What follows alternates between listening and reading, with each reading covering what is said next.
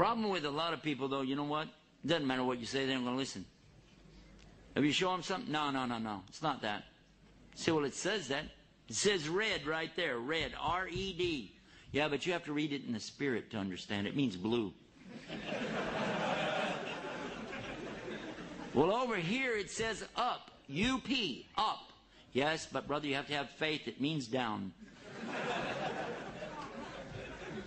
Okay. Whatever.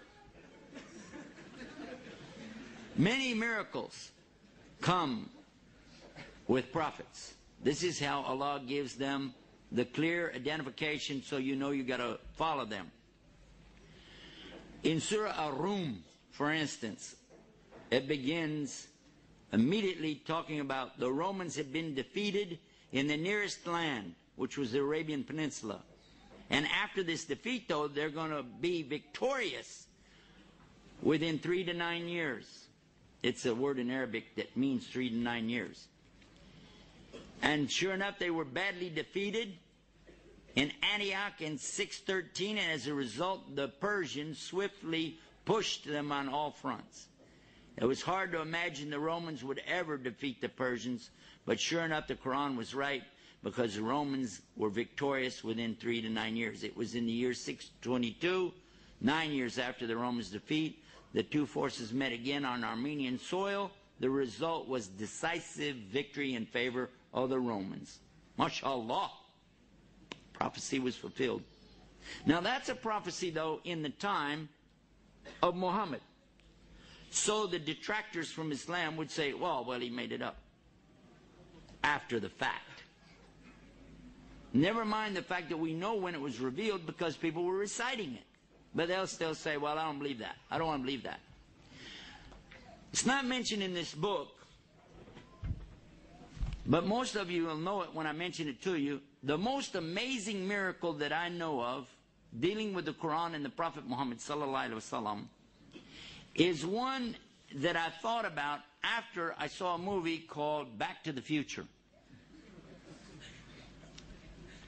Haram. Anyway. The movie Back to the Future talks about a guy who goes in the past, then he wants to go back to the future. They had another sequel to it where he goes into the future. Then a third sequel to it where he goes in the future, and then he goes way in the past, back to the Old West, and then goes back and forth. He's going back and forth and back and forth. Michael J. Fox was in that.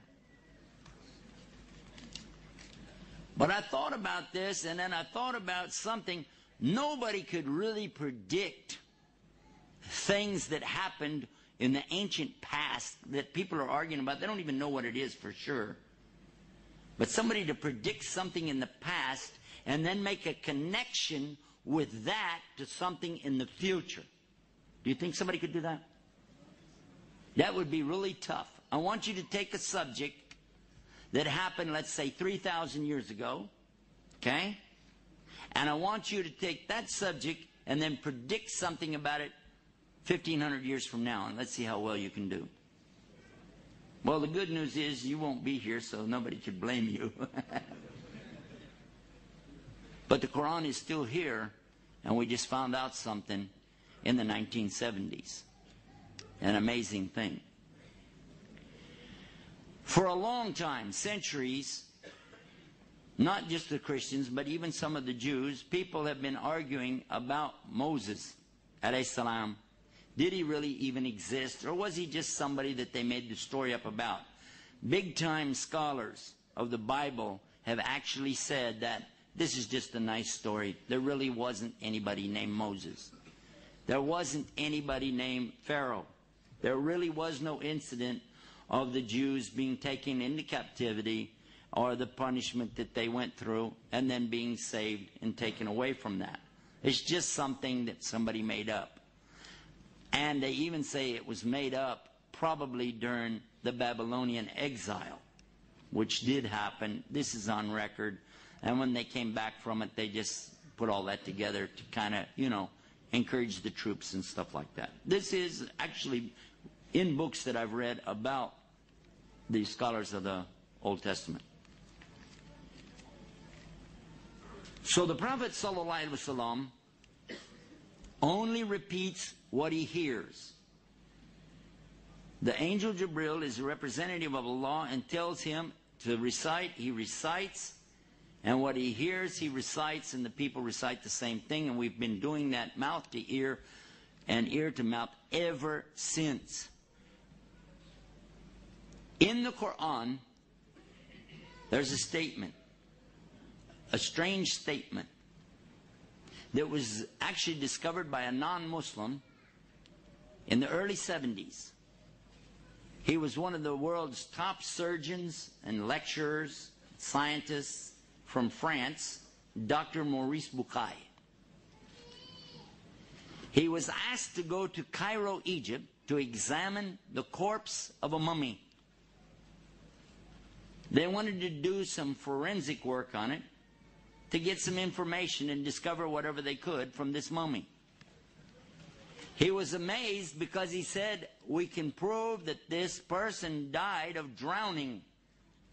He was asphyxiated, meaning that his lungs filled with water, and he died from this. He said, therefore, I have to conclude from this and the time period, this fits exactly the story of the Bible. This was Pharaoh of the time of Moses. And he was so amazed. He was shocked. But do you know what happened? The people in Cairo, happened to be Muslims, of course, they said, this is no big deal. We already know that. He said, yes, but we've discovered him. And they said, well, we know that too. He said, no, I mean, this is his body. And it's here. And they said, well, we know because it's in the Quran. He said, the what? So he gets introduced to a subject called the Arabic language.